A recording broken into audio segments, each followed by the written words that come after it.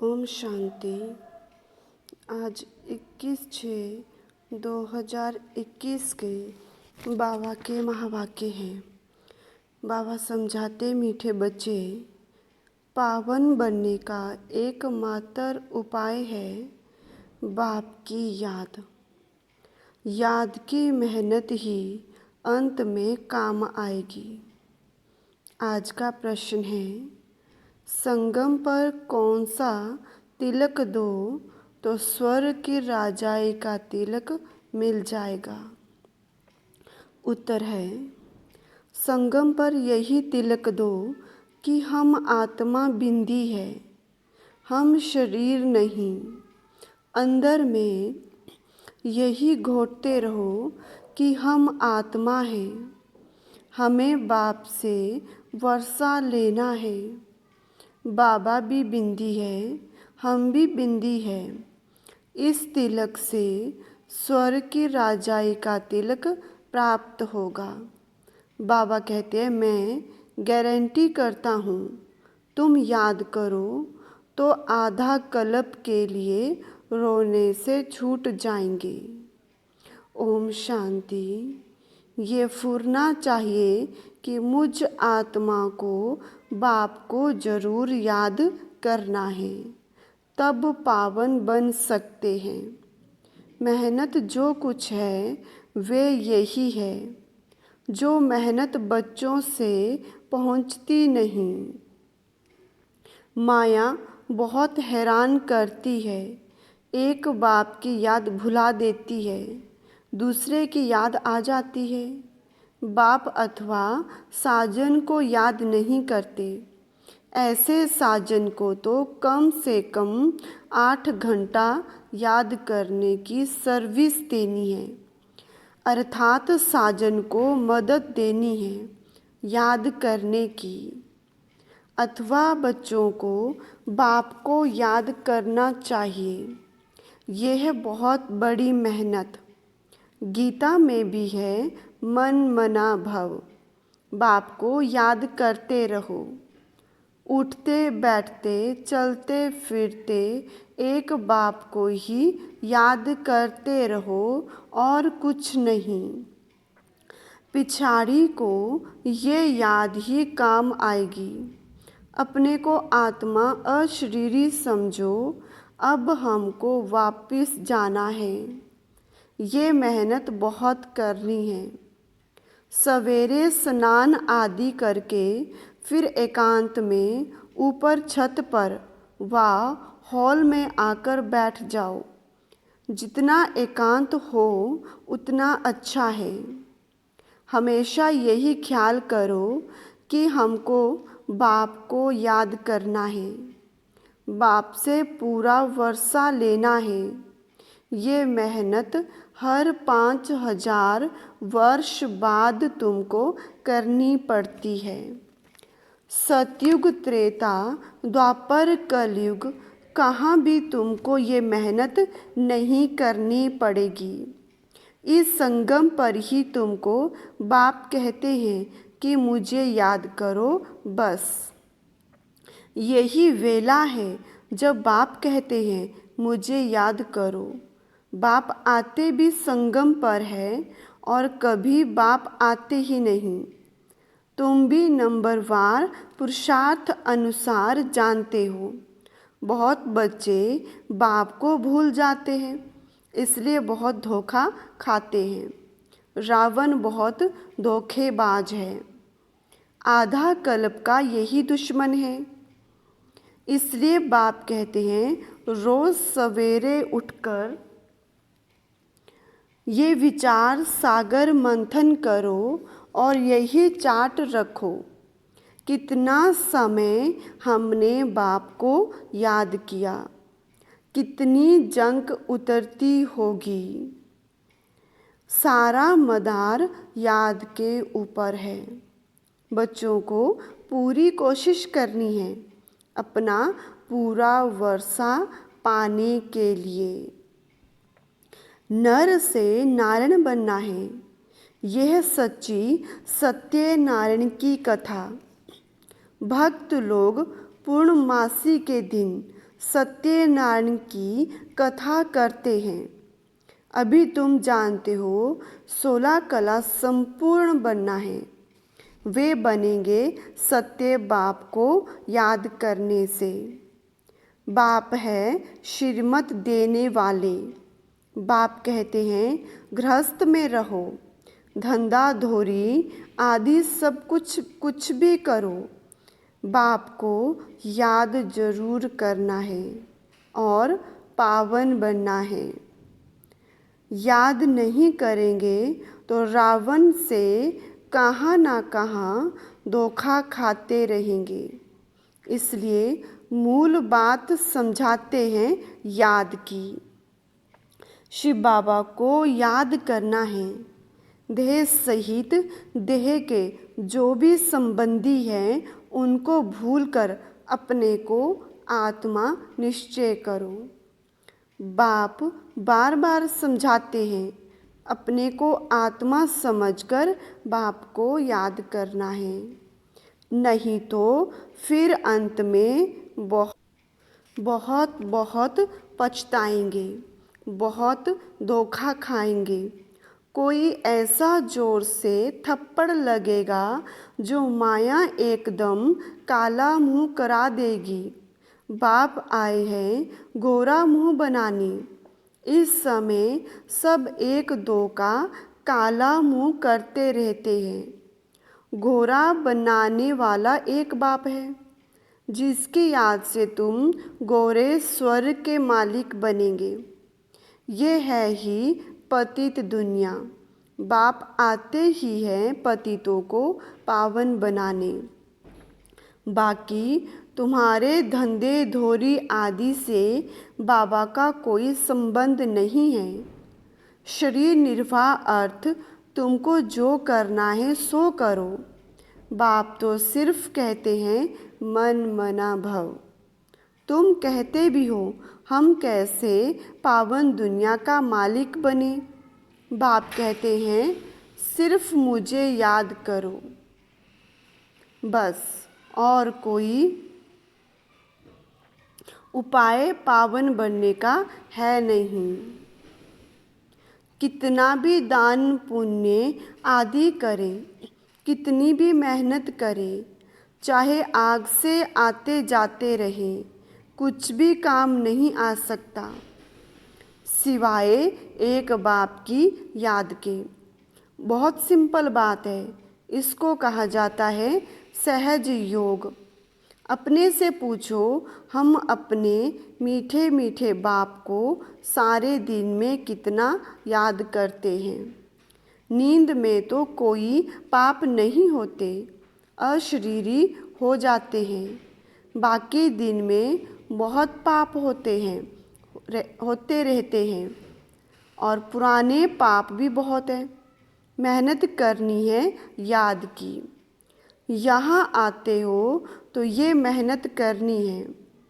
बाहर के वाह्यात संकल्पों को उड़ा दो, नहीं तो वायुमंडल बड़ा खराब कर देते हैं। घर के खेती बाड़ी के ख्यालात चलते रहते हैं। कभी बच्चे याद पड़ेंगे, कभी गुरु की याद आएगी। संकल्प चलते रहेंगे तो वायुमंडल को खराब कर देंगे। मेहनत नहीं करने वाले विघ्न डालते हैं। ये इतनी महीन बातें हैं, तुम भी अभी जानते हो, फिर कभी नहीं जानेंगे। बाप अभी ही वर्षा देते हैं, फिर आधा कल्प के लिए निश्चिंत हो जाते हैं। लौकिक बाप के ख्यालात और बेहद के बाप के ख्यालात में कितना अंतर है। बाप कहते हैं कि भक्ति मार्ग में मुझे कितना फुरना रहता है। भक्त कितना घड़ी घड़ी याद करते हैं। सतयुग में कोई भी याद नहीं करते। बाप कहते हैं कि तुमको इतना सुख देता हूँ जो तुमको मुझे वहाँ याद करने की दरकार ही नहीं रहेगी। हम जानते हैं हमारे बच्चे सुख धाम शांति धाम में बैठे हैं। दूसरा कोई मनुष्य समझ ना सके। ऐसे बाप में निश्चय बुद्धि होने में माया विघ्न डालती है। बाप कहते हैं कि सिर्फ मुझे याद करो तो तुम्हारे में जो अलाएं पड़ गई है, चांदी, तांबा, लोहा, वे निकल जाएगी। गोल्डन एज से सिल्वर में आने से भी 2 कला कम होती है। ये बातें तुम सुनते और समझते हो। जो सच्चा ब्राह्मण होगा उनको अच्छी रीति बुद्धि में बैठेगा, नहीं तो बैठेगा नहीं, याद टिकेगी नहीं।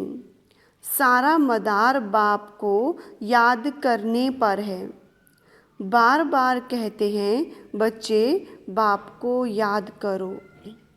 ये बाबा भी कहेंगे शिव बाबा को याद करो। शिव बाबा खुद भी कहेंगे मुझ बाप को याद करो। आत्माओं को कहते हैं हे बच्चों।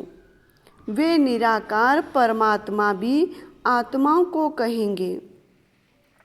मूल बात ही ये है।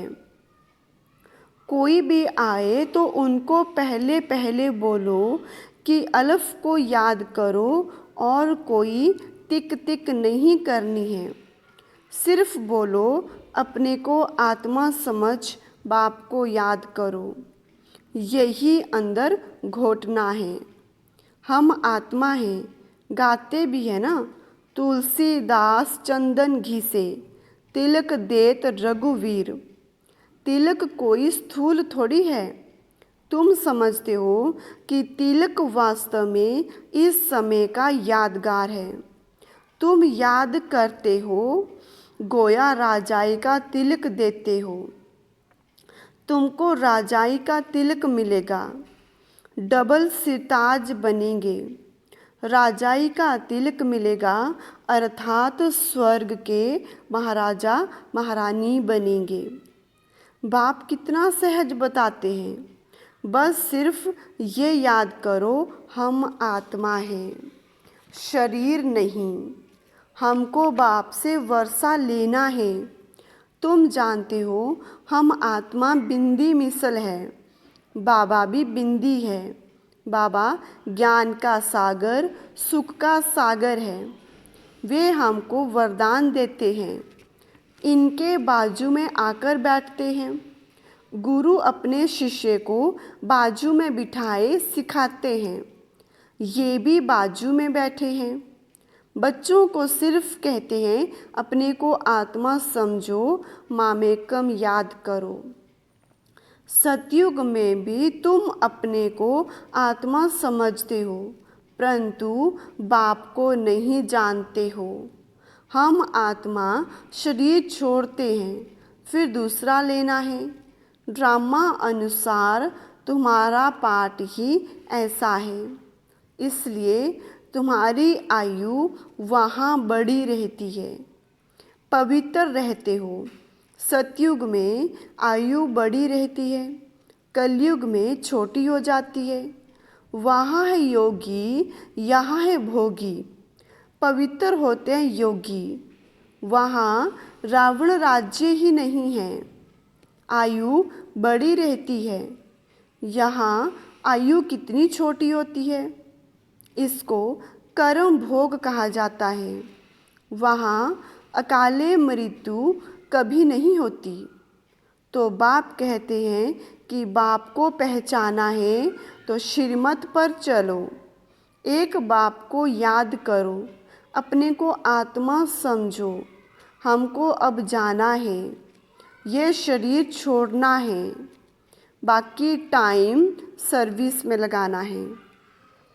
तुम बच्चे बहुत गरीब हो, इसलिए बाप को तरस पड़ता है। तुम बूढ़ियों, कुब्जाओं आदि को कोई तकलीफ़ नहीं देते हैं। बूढ़ी को कुब्जा कहा जाता है। बूढ़ियों को समझाया जाता है बाप को याद करो। तुमसे कोई पूछे कहाँ जाती हो, बोलो गीता पाठशाला में जाते हैं। यहाँ तो वे श्री कृष्ण की आत्मा 84 जन्म ले अभी बाप से ज्ञान ले रही है। बच्चे प्रदर्शनी आदि पर कितना खर्चा करते हैं, लिखते भी हैं फलाना अच्छा प्रभावित हुआ, परंतु बाबा कहते हैं एक भी ऐसे नहीं लिखता कि बरोबर इस समय बेहद का बाप इस ब्रह्मा तन में आए हुए हैं, उससे उनसे ही स्वर्ग का वर्षा मिल सकता है।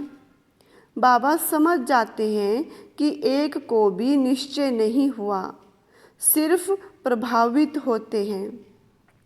ये ज्ञान बहुत अच्छा है, सीढ़ी ठीक रीति से दिखाई है, परंतु खुद योग में रहे तमो प्रधान से सतो प्रधान बने वे नहीं करते, सिर्फ कहते हैं समझानी बहुत अच्छी है परमात्मा से वर्षा पाने की, परंतु खुद पाए वे नहीं, कुछ भी पुरुषार्थ नहीं करते हैं। प्रजा ढेर बनेगी, बाकी राजा बने वे मेहनत है। हर एक अपनी दिल से पूछें कि हम कहाँ तक बाप की याद में हर्षित रहते हैं। हम फिर से सो देवता बनते हैं। ऐसे ऐसे अपने साथ एकांत में बैठकर बातें करो, ट्राई करके देखो। बाप को याद करते रहो तो बाप गारंटी देते हैं तुम आधा कल्प कभी भी रोएंगे नहीं। अभी तुम कहते हो बाबा आकर हमको रावण माया पर जीत पहनाते हैं।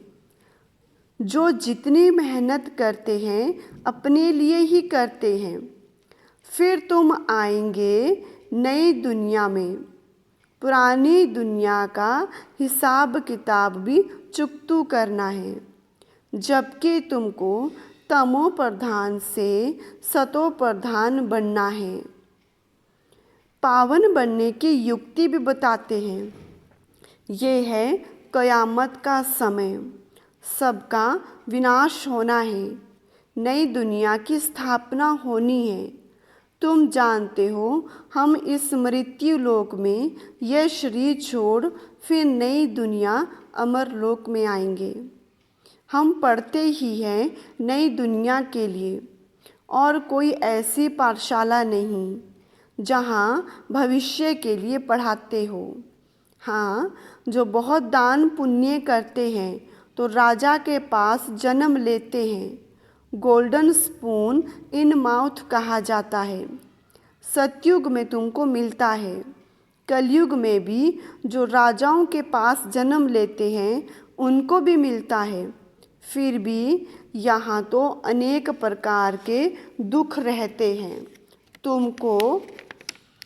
तुमको तो भविष्य 21 जन्म के लिए कोई दुख नहीं होगा, कभी बीमार नहीं पड़ेंगे।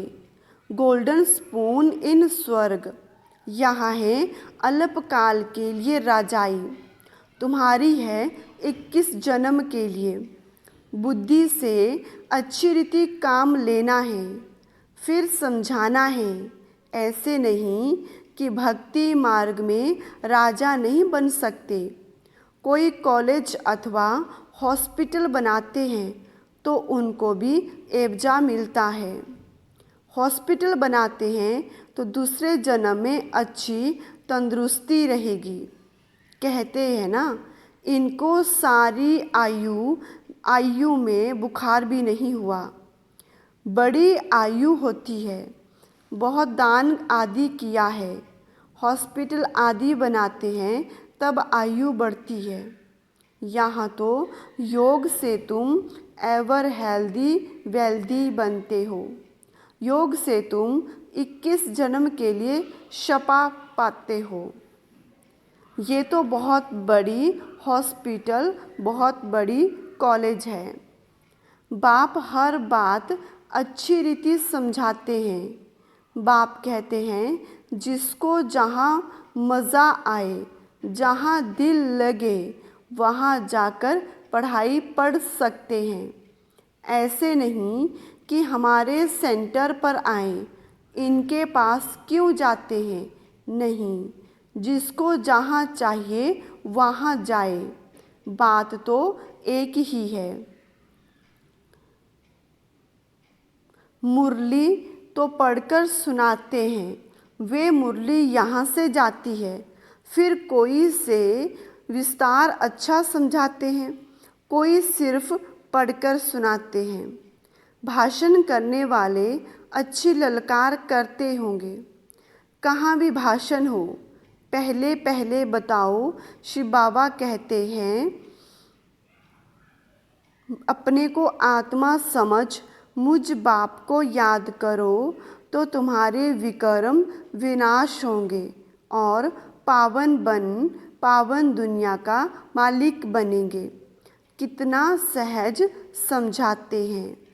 अच्छा, मीठे मीठे सिकिलधे बच्चों प्रति माता पिता बाप दादा का याद प्यार और गुड मॉर्निंग। रूहानी बाप की रूहानी बच्चों को नमस्ते। हम रूहानी बच्चों की रूहानी बाप दादा को दिल व जान सिक व प्रेम से नमस्ते नमस्ते नमस्ते जी। धारणा के लिए मुख्य सार है, बाहर के व्यर्थ ख्यालातों को छोड़ एकांत में बैठ याद की मेहनत करनी है। सवेरे सवेरे उठकर विचार सागर मंथन करना और अपना चार्ट देखना है। दूसरी पॉइंट है, जैसे भक्ति में दान पुण्य का महत्व है, ऐसे ज्ञान मार्ग में याद का महत्व है। याद से आत्मा को एवर हेल्दी वेल्दी बनाना है, अशरीरी रहने का अभ्यास करना है। आज का वरदान है, वाचा द्वारा ज्ञान रत्नों का दान करने वाले मास्टर नॉलेजफुल भव। जो वाचा द्वारा ज्ञान रत्नों का दान करते हैं, उन्हें मास्टर नॉलेजफुल का वरदान प्राप्त होता है। उनके एक एक शब्द की बहुत वैल्यू होती है। उनका एक एक वचन सुनने के लिए अनेक आत्माएं प्यासी होती हैं। उनके हर शब्द में सार भरा होता है। उन्हें विशेष खुशी की प्राप्ति होती है। उनके पास खजाना भरपूर रहता है, इसलिए वे सदा संतुष्ट और हर्षित रहते हैं। उनके बोल प्रभावशाली होते जाते हैं। वाणी का दान करने से वाणी में बहुत गुण आ जाते हैं। आज का स्लोगन है, स्वराज्य के मालिक बनो तो संपूर्ण वर्षे का अधिकार मिल जाएगा। अच्छा, ओम शांति।